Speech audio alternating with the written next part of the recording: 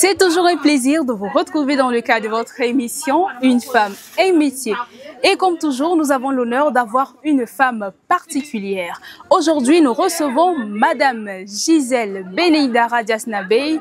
Elle est sociologue spécialisée en développement rural. Elle est également consultante indépendante. Elle est également écrivaine, artiste talentueuse à différents niveaux. Elle cumule également une formation de pasteur, mais sans pratique, car pour elle, beaucoup utilisent ce titre à des fins d'escroquerie. Mesdames et messieurs, Madame Gisèle Beneidara est avec nous aujourd'hui dans le cadre de notre émission Une femme, un métier. Mais avant, nous allons à sa rencontre. Suivez-moi. Bonjour Madame Gisèle. Bonjour, bonne arrivée. Merci beaucoup, j'espère que vous allez bien. Oui, ça va bien. D'accord, super. Alors, vous êtes sociologue, vous êtes également écrivaine, d'où j'ai les 2 livres avec moi ici. Et nous sommes également dans votre espace, nous allons revenir sur ça plus tard. Mais avant, nous allons parler de la sociologie. Bonjour et merci de nous accueillir déjà dans votre espace. Bonjour, soyez les bienvenus. Merci beaucoup. Alors, est-ce que vous pouvez déjà nous définir ce que c'est que réellement la sociologie? Ok. Bon, la sociologie, c'est une science. Avant de définir ce concept, je vais d'abord aborder ceux qui m'ont précédé. Et je prends par exemple la définition de la sociologie selon Max Weber.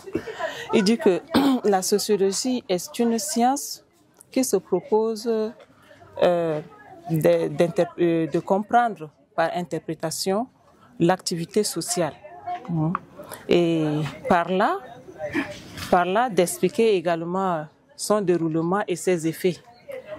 Donc, selon par exemple Émile Durkheim, qui est aussi un des pères fondateurs de la sociologie, c'est une science qui étudie l'homme dans toutes ses dimensions. Et vous, après toutes ces années dans la sociologie, comment est-ce que vous-même vous définissez la sociologie? D'accord. Selon moi, la sociologie en tant qu'une science pluridimensionnelle est une science qui permet d'étudier l'homme dans tous ses compartiments, dans tous ses domaines.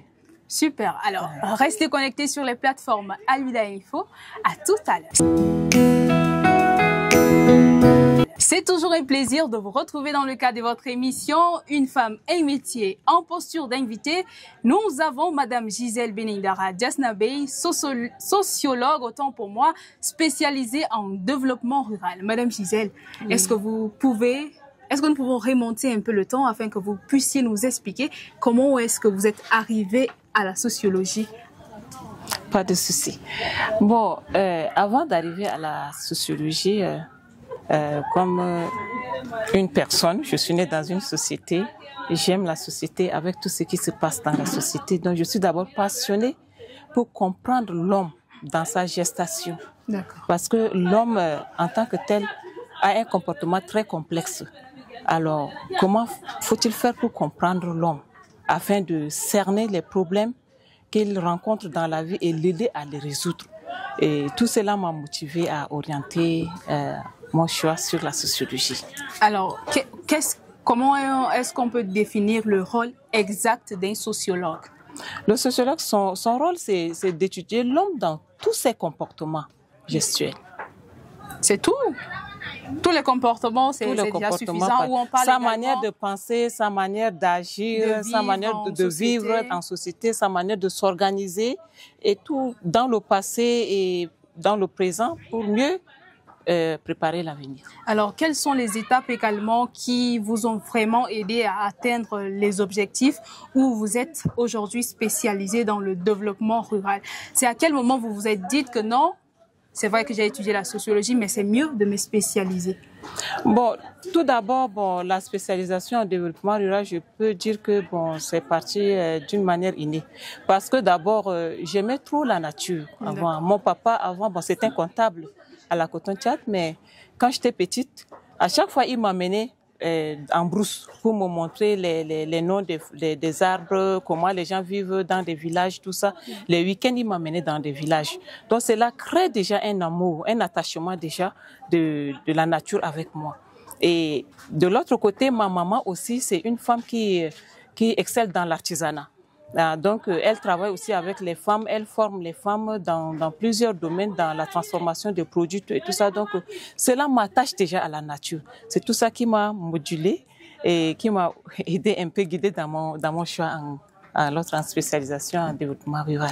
D'accord. Là, je comprends un peu que c'est vraiment les racines dès le bas âge. Oui, vous êtes né dans ça, vous avez grandi et donc vous voulez également être comme vos parents. Oui. Alors, beaucoup aujourd'hui disent que la sociologie, vraiment, on ne sait pas pourquoi celui-ci ou celle-ci étudie la sociologie.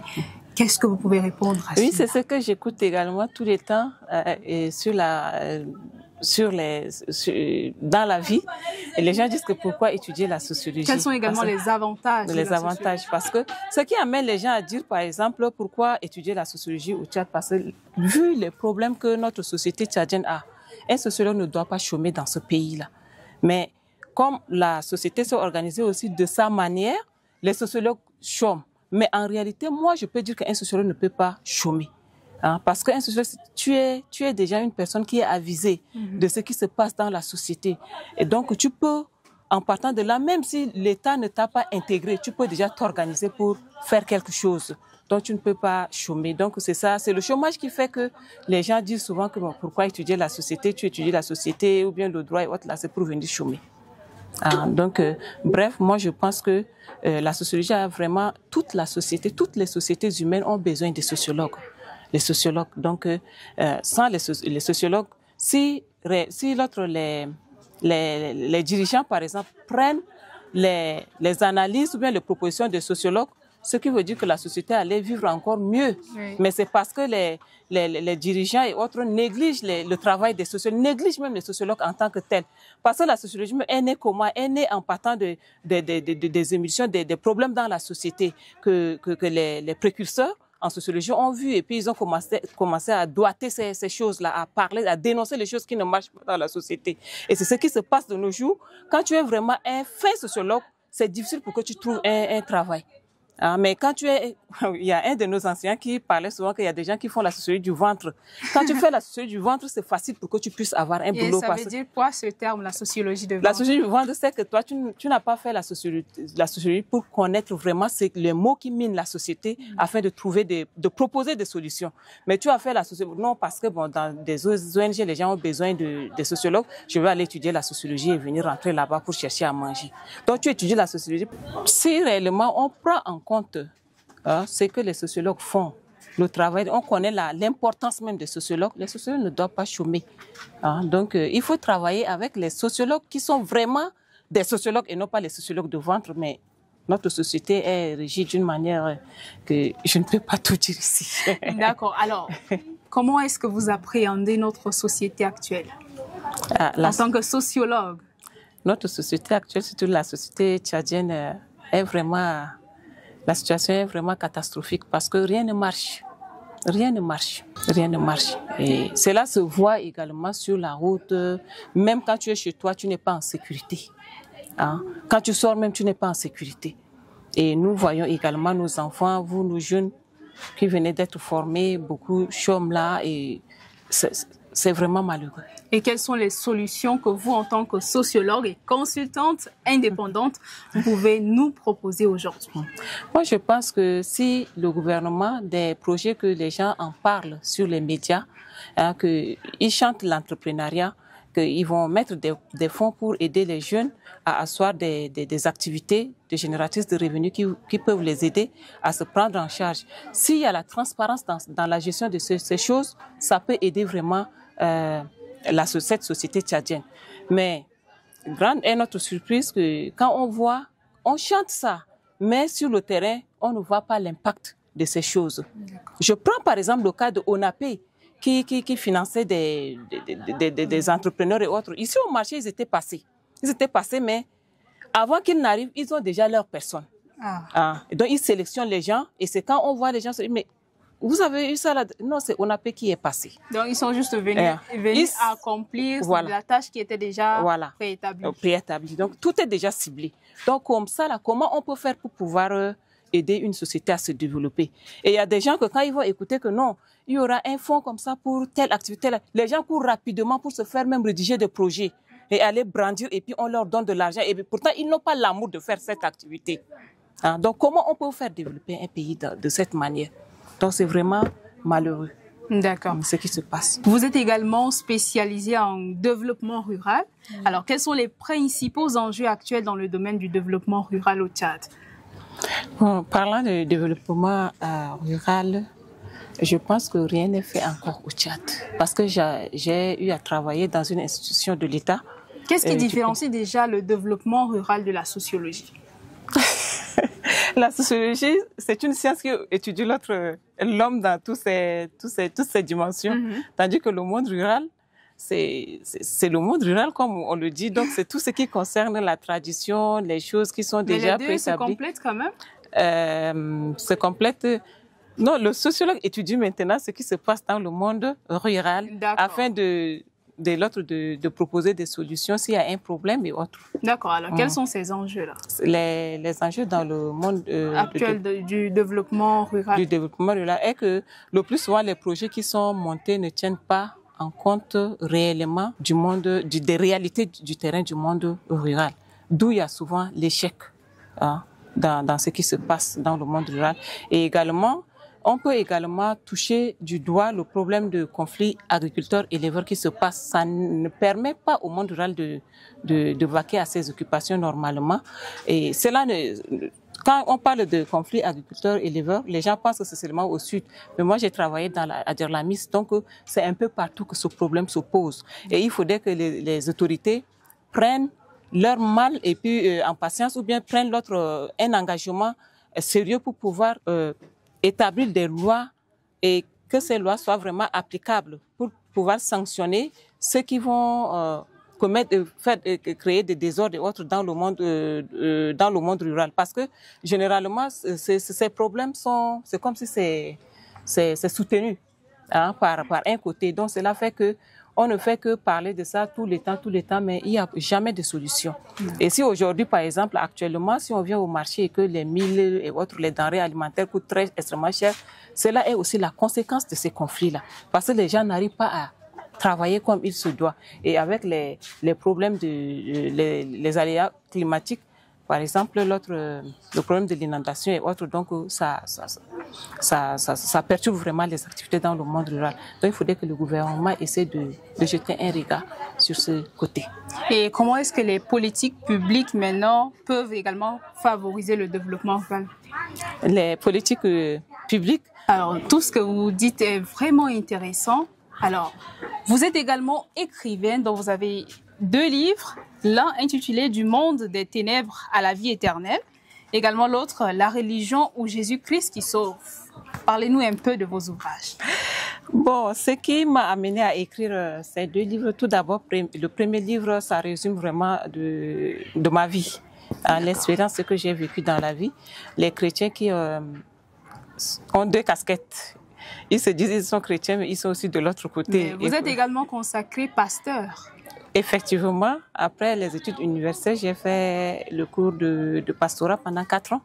Donc, je suis consacrée depuis des années déjà comme pasteur aussi, c'est vrai. Et le deuxième, Jésus-Christ ou la religion Jésus-Christ qui sauve. Oui. Vous savez que de nos jours, beaucoup des hommes de Dieu utilisent le nom de Dieu pour pouvoir escroquer, pour pouvoir exploiter la jeunesse. Et dans ça aussi, il y a des pasteurs qui sont des pasteurs sincères qui sont là. Donc, il ne faudrait pas que les gens se fient à ces hommes. Mais il faut pas voir seulement une religion dire que notre religion va te sauver. C'est Jésus-Christ qui sauve et non pas en tant que chrétienne. C'est Jésus-Christ qui sauve et non pas un bâtiment qui sauve une personne. Tout à fait, tout à fait. Là, vous avez vraiment raison.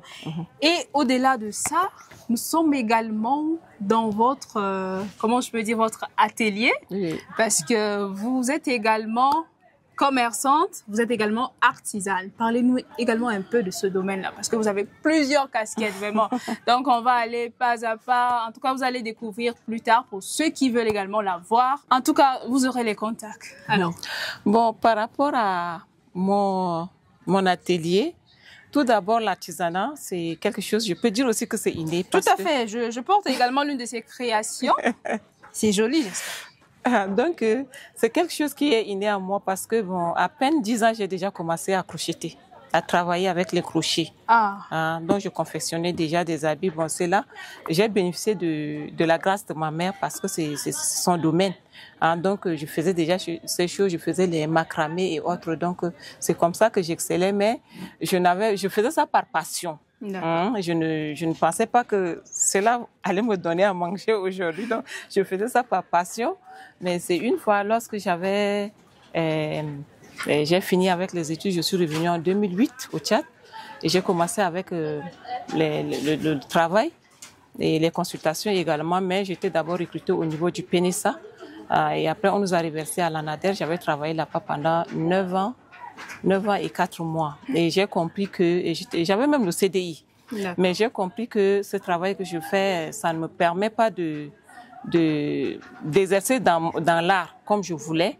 Parce que c'est de ma passion, mais je n'arrivais pas à faire. Et puis, bon, le traitement de l'autre côté aussi, ça ne tient pas. Donc, je dis, mais pourquoi ne pas créer encore les ménages et valoriser ces créations que de perdre mon temps en brousse. Et comment est-ce que vous faites pour gérer la sociologie, l'écriture et également votre commerce?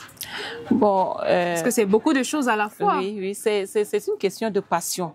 Parce que, bon, au départ, d'abord, j'avais même créé une association au moment où je travaillais pour former des formateurs. Parce que ce sont des choses que je n'ai pas appris. C'est plus l'autre des créations. Donc, pour former des formateurs, mais généralement, les gens négligent les choses qu'on veut leur inculquer. C'est comme ça que j'avais suspendu. Et après, j'ai dit non, il faudrait que comme cet atelier fait aussi c'est aussi dans mon programme. C'est comme ça que j'ai essayé de lancer ça et au fur et à mesure, je travaille ici.